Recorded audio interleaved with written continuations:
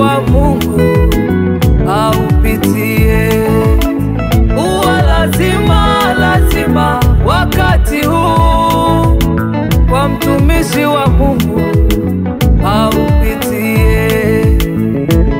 Wakati wa Mungu kunyamaza, wakati wa Mungu kukaa kimya, wakati wa mambo rahisi kuwa magumu, wakati hata ukijitetea uelewekie, wakati watu hukumu waonavyo, wakati marafiki nao ukimbia, wakati kila ufanyalo halifanikiwe, wakati moyo utawa na maswali, wakati wa Mungu kunyamaza.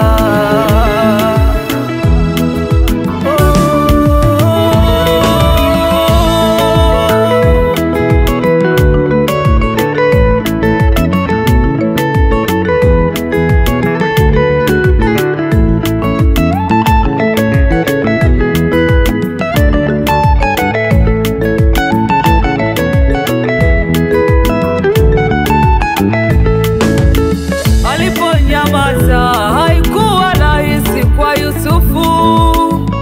Baada ya ndoto mambo yalibadilika. Baada ya faraja nyingi ukurasa ulibadilika. Ndugu zake wakamuuza utumwani, lakini Mungu alikaa kimya. Kwa Potifa Yusufu kasingiziwa jambo, lakini Mungu alikaa kimya.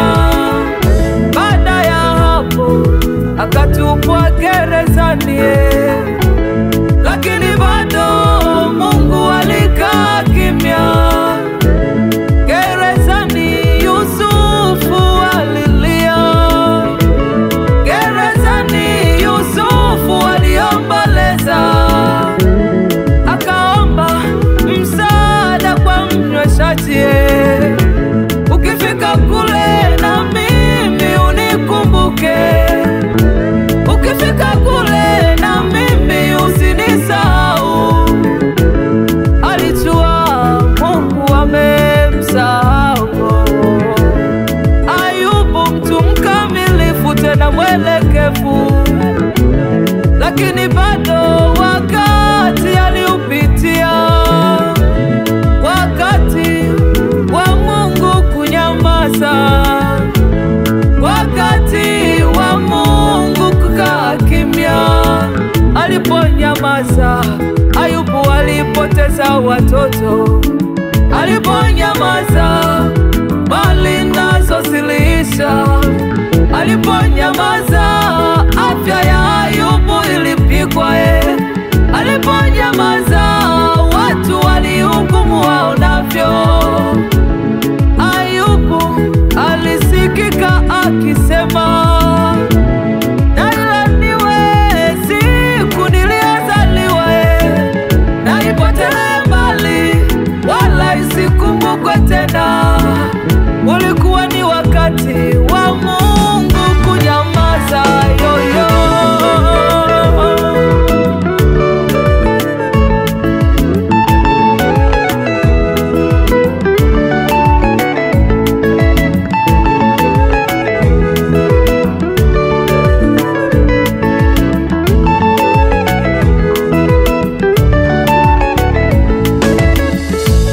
wakati huu utajiona umeachwa, wakati huu utajiuliza kosa ni nini, wakati huu sauti za uchungu usikika, wakati wa Mungu kunyamaza.